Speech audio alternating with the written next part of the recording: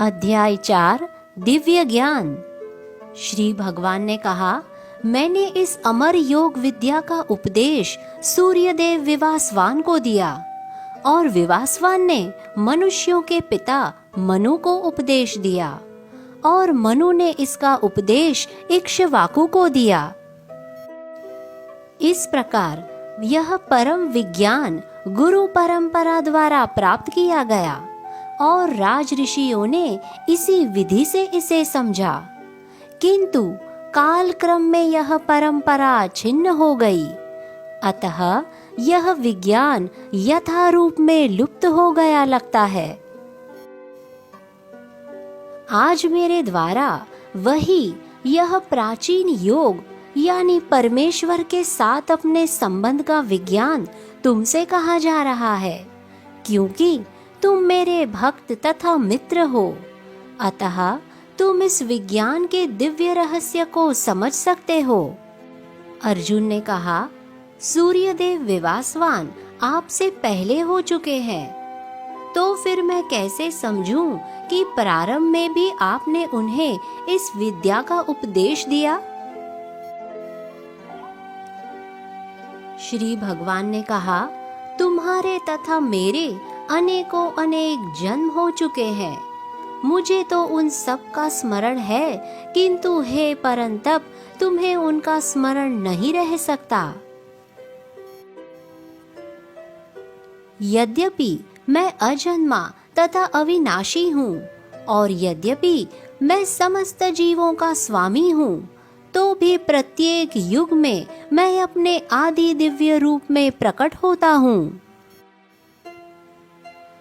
हे भरतवंशी, जब भी और जहाँ भी धर्म का पतन होता है और अधर्म की प्रधानता होने लगती है, तब तब मैं अवतार लेता हूँ। भक्तों का उद्धार करने, दुष्टों का विनाश करने तथा धर्म की फिर से स्थापना करने के लिए मैं हर युग में प्रकट होता हूँ। हे अर्जुन, जो मेरे अविभार्व तथा कर्मों की दिव्य प्रकृति को जानता है, वह इस शरीर को छोड़ने पर इस भौतिक संसार में पुनः जन्म नहीं लेता, अपितु मेरे सनातन धाम को प्राप्त होता है। आसक्ति, भय तथा क्रोध से मुक्त होकर, मुझ में पूर्णता तन्मय होकर और मेरी शरण में आकर बहुत से व्यक्ति भूतकाल में मेरे ज्ञान से पवित्र हो चुके हैं। इस प्रकार उन सबों ने मेरे प्रति दिव्य प्रेम को प्राप्त किया। जिस भाव से सारे लोग मेरी शरण ग्रहण करते हैं, उसी के अनुरूप मैं उन्हें फल देता हूँ। हे पार्थ, प्रत्येक व्यक्ति सभी प्रकार से मेरे पथ का अनुगमन करता है। इस संसार में मनुष्य सकाम कर्मों में सिद्धि चाहते हैं, फलस्वरूप वे देवताओं की पूजा करते हैं। निस्संदेह इस संसार में मनुष्यों को सकाम कर्म का फल शीघ्र प्राप्त होता है। प्रकृति के तीनों गुणों और उनसे संबंध कर्म के अनुसार मेरे द्वारा मानव समाज के 4 विभाग रचे गए। यद्यपि मैं इस व्यवस्था का सृष्टा हूँ, किंतु तुम यह जान लो कि मैं इतने पर भी अव्यय अकर्ता हूँ। मुझ पर किसी कर्म का प्रभाव नहीं पड़ता, ना ही मैं कर्म फल की कामना करता हूँ। जो मेरे संबंध में इस सत्य को जानता है, वह भी कर्मों के फल के पाश में नहीं बंधता। प्राचीन काल में समस्त मुक्त आत्माओं ने मेरी दिव्य प्रकृति को जान करके ही कर्म किया, अतः तुम्हें चाहिए कि उनके पद चिन्हों का अनुसरण करते हुए अपने कर्तव्य का पालन करो। कर्म क्या है और अकर्म क्या है, इसे निश्चित करने में बुद्धिमान व्यक्ति भी मोहग्रस्त हो जाते हैं, अतएव मैं तुमको बताऊंगा कि कर्म क्या है, जिसे जानकर तुम सारे अशुभ से मुक्त हो सकोगे। कर्म की बारीकियों को समझना अत्यंत कठिन है, अतः मनुष्य को चाहिए कि वह यह ठीक से जान ले कि कर्म क्या है, विकर्म क्या है और अकर्म क्या है। जो मनुष्य कर्म में अकर्म और अकर्म में कर्म देखता है, वह सभी मनुष्यों में बुद्धिमान है और सब प्रकार के कर्मों में प्रवृत्त रहकर भी दिव्य स्थिति में रहता है। जिस व्यक्ति का प्रत्येक प्रयास इंद्रिय तृप्ति की कामना से रहित होता है, उसे पूर्ण ज्ञानी समझा जाता है।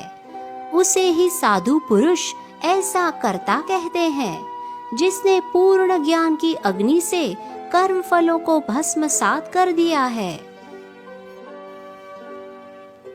अपने कर्म फलों की सारी आसक्ति को त्याग कर सदैव संतुष्ट तथा स्वतंत्र रहकर वह सभी प्रकार के कार्यों में व्यस्त रहकर भी कोई सकाम कर्म नहीं करता।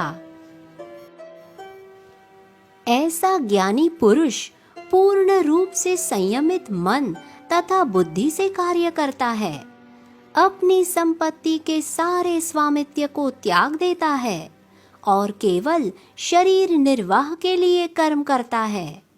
इस तरह कार्य करता हुआ वह पाप रूपी फलों से प्रभावित नहीं होता।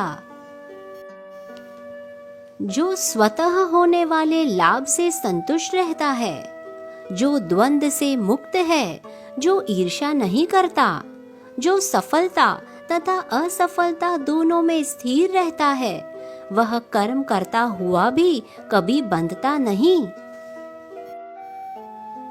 जो पुरुष प्रकृति के गुणों के प्रति अनासक्त है और जो दिव्य ज्ञान में पूर्णता स्थित है, उसके सारे कर्म ब्रह्म में लीन हो जाते हैं। जो व्यक्ति कृष्ण भावना अमृत में पूर्णता लीन रहता है, उसे अपनी आध्यात्मिक कर्मों के योगदान के कारण अवश्य ही भगवत धाम की प्राप्ति होती है, क्योंकि उसमें हवन आध्यात्मिक होता है और हवि भी आध्यात्मिक होती है। कुछ योगी विभिन्न प्रकार के यज्ञों द्वारा देवताओं की भली भांति पूजा करते हैं और कुछ पर ब्रह्म रूपी अग्नि में आहुति डालते हैं। इनमें से कुछ श्रवण आदि क्रियाओं तथा इंद्रियों को मन की नियंत्रण रूपी अग्नि में स्वाहा कर देते हैं, तो दूसरे लोग इंद्रिय विषयों को इंद्रियों की अग्नि में स्वाहा कर देते हैं। दूसरे जो मन तथा इंद्रियों को वश में करके आत्म साक्षात्कार करना चाहते हैं, संपूर्ण इंद्रियों तथा प्राण वायु के कार्यों को संयमित मन रूपी अग्नि में आहुति कर देते हैं। कठोर व्रत अंगीकार करके कुछ लोग अपनी संपत्ति का त्याग करके, कुछ कठिन तपस्या द्वारा, कुछ अष्टांग योग पद्धति के अभ्यास द्वारा अथवा दिव्य ज्ञान में उन्नति करने के लिए वेदों के अध्ययन द्वारा प्रवृत्त बनते हैं। अन्य लोग भी हैं जो समाधि में रहने के लिए श्वास को रोके रहते हैं। वे अपान को प्राण और प्राण को अपान में रोकने का अभ्यास करते हैं और अंत में प्राण अपान को रोककर समाधि में रहते हैं। अन्य योगी कम भोजन करके प्राण की प्राण में ही आहुति देते हैं। ये सभी यज्ञ करने वाले यज्ञों का अर्थ जानने के कारण पाप कर्मों से मुक्त हो जाते हैं और यज्ञों के फल रूपी अमृत को चखकर परम दिव्य आकाश की ओर बढ़ते जाते हैं। हे कुरुश्रेष्ठ, जब यज्ञ के बिना मनुष्य इस लोक में या इस जीवन में सुख पूर्वक नहीं रह सकता, तो फिर अगले जन्म में कैसे रह सकेगा? ये विभिन्न प्रकार के यज्ञ वेद सम्मत है और ये सभी विभिन्न प्रकार के कर्मों से उत्पन्न है।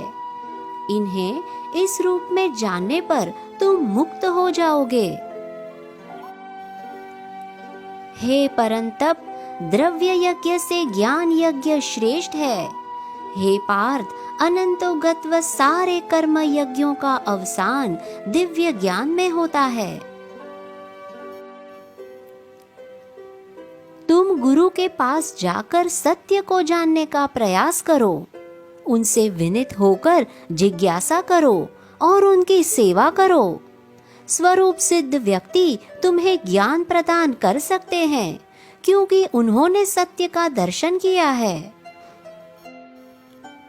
स्वरूप सिद्ध व्यक्ति से वास्तविक ज्ञान प्राप्त करने पर तुम कभी ऐसे मोह को प्राप्त नहीं होंगे, क्योंकि इस ज्ञान के द्वारा तुम देख सकोगे कि सभी जीव परमात्मा के अंश स्वरूप है, अर्थात वे सब मेरे हैं।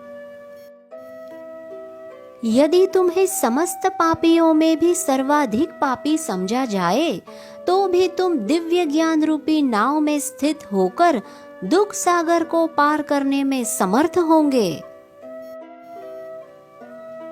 जैसे प्रज्वलित अग्नि ईंधन को भस्म कर देती है, उसी तरह हे अर्जुन, ज्ञान रूपी अग्नि भौतिक कर्मों के समस्त फलों को जला डालती है। इस संसार में दिव्य ज्ञान के समान कुछ भी उदात्त तथा शुद्ध नहीं है। ऐसा ज्ञान समस्त योग का परिपक्व फल है। जो व्यक्ति भक्ति में सिद्ध हो जाता है, वह यथा समय अपने अंतर में इस ज्ञान का आस्वादन करता है। जो श्रद्धालु दिव्य ज्ञान में समर्पित है और जिसने इंद्रियों को वश में कर लिया है, वह इस ज्ञान को प्राप्त करने का अधिकारी है और इसे प्राप्त करते ही वह तुरंत आध्यात्मिक शांति को प्राप्त होता है। किंतु जो अज्ञानी तथा श्रद्धा विहीन व्यक्ति शास्त्रों में संदेह करते हैं, वे भगवत भावना अमृत नहीं प्राप्त करते, अपितु नीचे गिर जाते हैं। संशय आत्मा के लिए न तो इस लोक में न ही परलोक में कोई सुख है।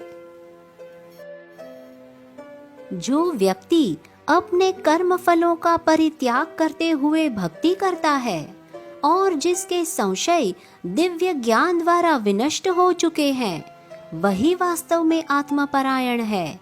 हे धनंजय, वह कर्मों के बंधन से नहीं बंधता। अतएव तुम्हारे हृदय में अज्ञान के कारण जो संशय उठे हैं, उन्हें ज्ञान रूपी शस्त्र से काट डालो। हे भारत, तुम योग से सम्मोहित होकर खड़े हो और युद्ध करो। इस प्रकार श्रीमद् भगवद गीता के 4th अध्याय दिव्य ज्ञान का भक्ति वेदांत तात्पर्य पूर्ण हुआ। हरे कृष्णा।